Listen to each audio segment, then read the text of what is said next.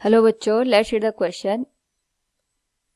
In our daily life experiences, we sometimes encounter situations where a factor acts on a body for a very short interval of time. For example, when a batsman hits a ball by the bat with some force, then time of the contact between the bat and the ball is very short. In this situation, a finite change in momentum of the ball is produced by the force which is provided by the bat in the small duration of time. The product of force and the time duration for which the force acts on a body is called impulse and is equal to change in momentum of the body. Which of the following physical quantity has same dimension formula as that of the impulse? A. Pressure. B. Momentum. C. Tension. And D. Surface energy. Now to answer this question, first we will discuss here the key concept, and here the key concept is given as change in momentum, जिसको हम basically impulse के नाम से यहाँ पे जानते हैं. तो क्वेश्चन में यही इम्पल्स के बारे में बताया गया है. जो हमारे पास यहाँ पे इम्पल्स होता है, ये जो चेंज इन मोमेंटम है उसको रिप्रेजेंट करता है, which can be given as m into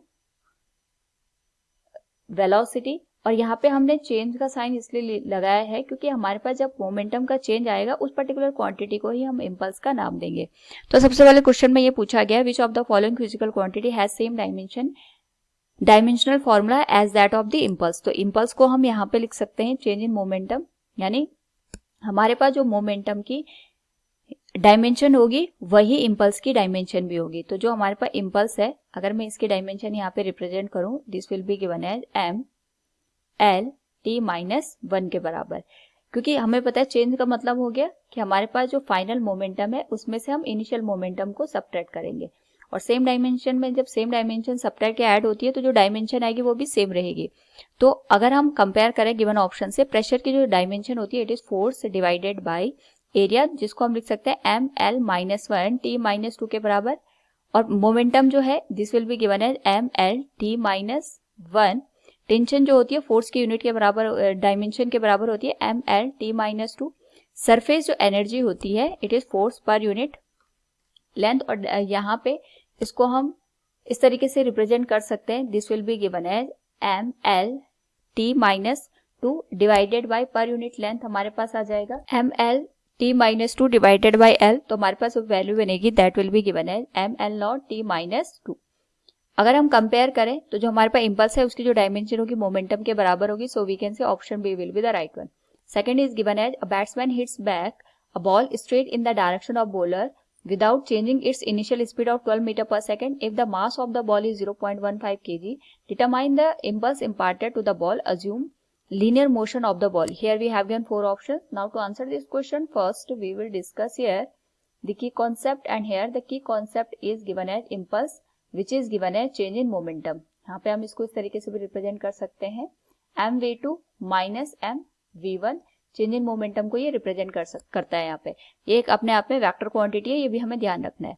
तो एक बैट्समैन है, it hit back a ball straight in the direction of the bowler. तो यहाँ से बॉलर ने बॉल को थ्रो किया है और जो बैट्समैन है यहाँ से बैट के थ्रू जो बॉल है उसको हिट करता है और जो बॉलर है उसी की डायरेक्शन में यहाँ पे इसको फेंक देता है. तो हम यहाँ पे जो ये डायरेक्शन है उसको पॉजिटिव कंसिडर करते हैं और ये वाली डायरेक्शन को नेगेटिव कंसिडर कर लेते हैं. तो क्योंकि मास हमारे पास यहाँ पे बॉल का दे रखा है 0.15 kg, हमें इसी के जो इम्पल्स है उसको फाइंड आउट करना है. So we can say impulse को हम यहाँ पे रिप्रेजेंट करेंगे by the change in momentum से, यानी M v2 minus M v1. अब हमें पता है कि जो इनिशियल हमारे पास यहाँ पे मोमेंटम था वो इस डायरेक्शन में था. सो जो हमारे पास v1 की वैल्यू आएगी उसको हम यहाँ पे नेगेटिव साइन के साथ रिप्रेजेंट करेंगे और m को हम यहाँ पे कॉमन ले लेते हैं. तो हमारे पास जो वैल्यू आएगी that will be given as, ये आ जाएगा हमारे पास, क्योंकि दोनों हॉरिजॉन्टल डायरेक्शन में है, दोनों आई कैप की डायरेक्शन में ही आएगी. तो इसलिए हम यहाँ पे केवल जो हमारे पास मैग्नीट्यूड है उसी का यूज कर रहे हैं. तो जो v1 की वैल्यू आएगी that will be given as minus 12 metre per second. जो v2 है, क्योंकि इसी वेलोसिटी के साथ इसने बाद में इसको यहाँ पे हिट किया है इन the direction of the bowler. तो जो हमारे पास यहाँ पे v2 की वैल्यू आएगी वो पॉजिटिव वैल्यू के साथ आएगी और मैग्नीट्यूड इसका सेम रहेगा. मास यहाँ पे 0.15 आएगा and 12 plus 12 this will become 24. तो यहाँ से अगर हम इसको मल्टीप्लाई करके लिखें तो we can say 0.15 into 24 this will become 3.6 6 newton second. So from the given option we can say option C will be the right one. Next हमारे पास पूछा गया है यहाँ पे figure shows the position time graph of a particle of mass 4 kg. What is the impulse at t equals 4 second. Here we have given a graph between the position and time और हमसे यहाँ पे impulse की value पूछी गई है. Now to answer this question first we will discuss here again की concept, और यहाँ पे जो की कॉन्सेप्ट होगा दैट विल बी इम्पल्स, जिसको हम यहाँ पे रिप्रेजेंट करते हैं चेंज इन मोमेंटम से, that is final momentum minus initial momentum. Position time graph हमें दे रखा है, तो क्वेश्चन के अकॉर्डिंग हमसे यहाँ पे इम्पल्स की वैल्यू पूछी गई है एट t इक्वल्स 4 सेकेंड. इस पर्टिकुलर टाइम में हमारे पास इम्पल्स क्या होगा वो पूछा गया है. तो यहाँ पे अगर हम देखें हमारे पास जो इनिशियली जो पोजीशन थी दैट वाज 0, और इस पर्टिकुलर केस में यहाँ पे हमारे पास जो पोजीशन है वो 3 मीटर के बराबर हो गई.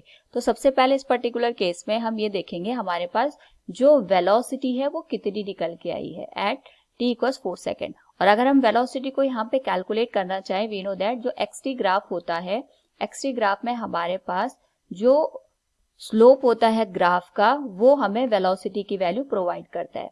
तो यहाँ पे हम जो इनिशियल टाइम लेंगे वो 0 सेकेंड लेंगे और जो फाइनल टाइम लेंगे वो 4 सेकेंड के करस्पॉन्डिंग लेंगे.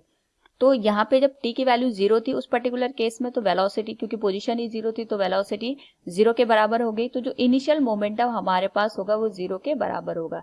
लेकिन अगर हम बात करें यहाँ पे जो t इक्वल्स 4 सेकेंड है उस पर्टिकुलर केस में हमारे पास जो v की वैल्यू निकल के आएगी, इसको मैं v डैश से रिप्रेजेंट करती हूँ. यहाँ पे हमारे पास जो स्लोप आएगा, स्लोप का मतलब हो गया जो ये एंगल निकल के आया है थीटा, इसको हम कैलकुलेट करेंगे तो ये वेलोसिटी के बराबर आएगा. That will be given as perpendicular, तो ये आ जाएगी वैल्यू 3 डिवाइडेड बाई 4 के बराबर. This will be given as 3/4 metre per second. अब हमारे पास ये तो आ गया वेलोसिटी की वैल्यू. यहाँ से हम मोमेंटम निकाल सकते हैं, that will be given as mass की जो वैल्यू है वो 4 kg दे रखी है. This will be given as 4 into 3/4, तो ये आ जाएगा 3 kg मीटर पर सेकेंड. अब हमें क्योंकि यहाँ पे जो इम्पल्स है उसको कैलकुलेट करना है एंड वी नो दैट हमारे पास यहाँ पे जो इम्पल्स की वैल्यू होती है वो चेंज इन मोमेंटम को इंडिकेट करती है. That will be final momentum minus initial momentum. Final momentum हमारे पास यहाँ पे 3 kg मीटर पर सेकेंड है, इनिशियल 0 हो जाएगा. That will be given as 3 kg metre per second. So from given option B is the right one. Next अगर हम बात करें यहाँ पे क्वेश्चन की, it is stating figure shows the position time graph of body of mass 0.05 kg. What is the magnitude of the impulse at t equals 2 second.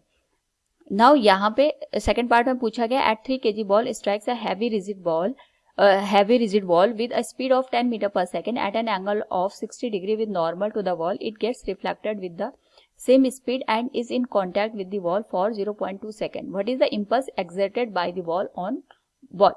Now to answer this question again we will use here the key concept, and the key concept will be the same, that is change in momentum is impulse. तो first part में हमसे जैसे हमने previous question में किया था वैसे ही यहाँ पे भी सॉल्व करेंगे. क्योंकि हमें एक्सटी ग्राफ दे रखा है तो सबसे पहले हम यहाँ पे जो इनिशियल टाइम है उसको 0 कंसीडर करके जो हमारे पास 2 सेकेंड पे पोजीशन है उसके करस्पॉन्डिंग वेलोसिटी फाइंड आउट करेंगे. तो t इक्वल्स 0 पे हमारे पास जो वेलोसिटी होगी वो तो 0 हो जाएगी, और t इक्वल्स 2 सेकेंड पे अगर हम यहाँ पे वेलोसिटी कैलकुलेट करना चाहेंगे that will be the slope of the XT graph, और स्लोप आ जाएगा हमारे पास tan थीटा के बराबर which will be given as perpendicular. तो ये आ जाएगा 2 डिवाइडेड बाय बेस, ये भी आएगा 2 के बराबर, और इसकी वैल्यू आ जाएगी 1 मीटर पर सेकेंड. तो यहाँ पे अगर हम बात करें इनिशियल मोमेंटम तो 0 हो जाएगा, और जो फाइनल मोमेंटम है that will be given as 0.04 into 1, और ये आ जाएगा 0.04 kg मीटर पर सेकेंड. अगर हम इम्पल्स की बात करेंगे इस पर्टिकुलर केस में तो फाइनल में से इनिशियल को माइनस करेंगे तो 0.04 kg मीटर पर सेकेंड हमारे पास इम्पल्स आ जाएगा.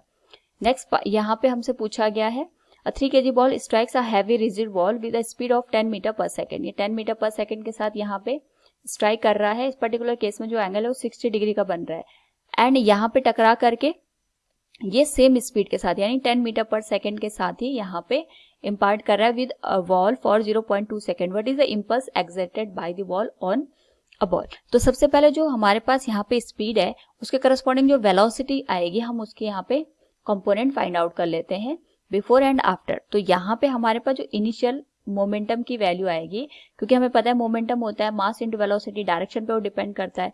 तो इस पर्टिकुलर केस में अगर हमारे पास इस तरीके से वेलोसिटी गिवन है तो इसके दो कंपोनेंट हमारे पास होंगे, एक तो हॉरिजॉन्टल कंपोनेंट हमारे पास निकल के आएगा और दूसरा यहाँ पे जो वर्टिकल कंपोनेंट है वो डाउनवर्ड डायरेक्शन में हमें देखने को मिलेगा। दैट विल बी गिवन है, इसको मैं इस तरीके से लिख सकती हूँ mv1 cos theta i cap, दूसरा आ जाएगा minus mv1 sign theta j cap. ये तो इनिशियल जो मोमेंटम है जब ये स्ट्राइक कर रहा था उस पर्टिकुलर केस में हमारे पास यहाँ पे वैल्यू आ जाएगी। अब ये 0.02 सेकंड तक यहाँ पे स्ट्राइक किया, तो यहाँ से हम एक और कंडीशन फाइंड आउट कर सकते हैं। ये हमारे पास जो एंगल है वो 60 डिग्री का है और क्योंकि रिफ्लेक्शन का केस आ रहा है तो ये जो एंगल बनेगा ये भी हमारे पास यहाँ पे 60 डिग्री का बनेगा। इसको हम फाइंड आउट कर सकते हैं इस तरीके से कि हमारे पास यहाँ पे जो एंगल ऑफ इंसिडेंस है एंगल ऑफ रिफ्लेक्शन के बराबर यहाँ पे बनेगा।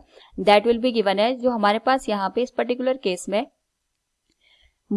स्ट्राइक करने के बाद जो वेलोसिटी के कंपोनेंट बनेंगे उसके करस्पॉन्डिंग जो मोमेंटम की वैल्यू बनेगी, अगर मैं इसके यहाँ पे कंपोनेंट में रिजॉल्व करूं तो हमारे पास इसके भी दो कंपोनेंट बनेंगे, एक बनेगा हॉरिजॉन्टल डायरेक्शन में इस तरीके से और वर्टिकल डायरेक्शन में डाउनवर्ड। तो हमारे पास यहाँ पे जो दो कंपोनेंट बने उसके करस्पॉन्डिंग वैल्यू आएगी m, इसको मैं v2 से रिप्रेजेंट करती हूँ, mv2 cos थीटा, एंगल तो सेम रहेगा। तो यहाँ पे हमारे पास वैल्यू बनेगी आई कैप के बराबर। अब हम ये जो डायरेक्शन है, क्योंकि हमने इनिशियली ये जो डायरेक्शन है आई कैप, इसको हम यहाँ पे इसको पॉजिटिव कंसीडर कर लेते हैं और इस डायरेक्शन को नेगेटिव कंसीडर कर लेते हैं। तो जो हमारे पास फर्स्ट पार्ट में हमने साइन लिया था उसको हमें नेगेटिव करना पड़ेगा। हम इसका जो कन्वेंशन है उसको रिवर्स करके भी सॉल्व कर सकते हैं, दोनों में हमारे पास सेम आंसर बनेगा। तो इस केस में हमने यहाँ पे क्योंकि इस डायरेक्शन को नेगेटिव ले लिया तो ये वाली डायरेक्शन पॉजिटिव बन जाएगी। सेम यहाँ पे जो डाउनवर्ड डायरेक्शन का कंपोनेंट होगा that will B mv2 sine theta j cap. अब हम क्वेश्चन के अकॉर्डिंग अगर देखें तो सेम स्पीड है, यानी हमारे पास जो v1 की वैल्यू है मैग्नीट्यूड में वो v2 के बराबर है।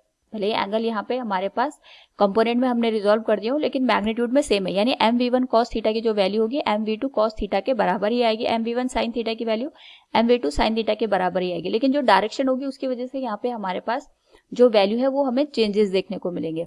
हमें इम्पल्स निकालना है तो हम यहाँ पे P2 में से P1 को माइनस करेंगे। सो वी कैन से हमारे पास जो चेंज इन मोमेंटम आएगा अगर हम वैल्यूज में से माइनस करें तो mv2 cos theta i cap minus mv2 sine theta j cap, इसमें से हम mv1 cos theta i cap इसको माइनस करेंगे तो माइनस माइनस का प्लस हो जाएगा और अगर हम इसमें से इसको माइनस करेंगे तो हमारे पास ये भी माइनस माइनस का प्लस हो जाएगा।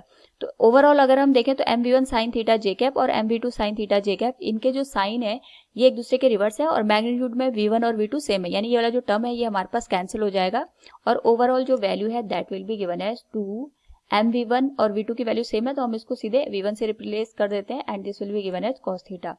मास क्वेश्चन के अकॉर्डिंग अगर हम ऑब्जर्व करें तो मास की जो वैल्यू दे रखी है it is given as 3 kg, ये 3 kg के बराबर हमारे पास वैल्यू दे रखी है। v1 की जो वैल्यू है 10 मीटर पर सेकेंड है, cos 60 डिग्री आ जाएगा और यहाँ से इसको सॉल्व करें this will B 2 into 3 into 10, cos 60 की जो वैल्यू होती है this is 1/2, this will become 2 5 10, 5 3 15, 15 2 60 Newton second will be the answer. So from the given question we have answered all the part. Hope all you understood it. Thank you and best of luck.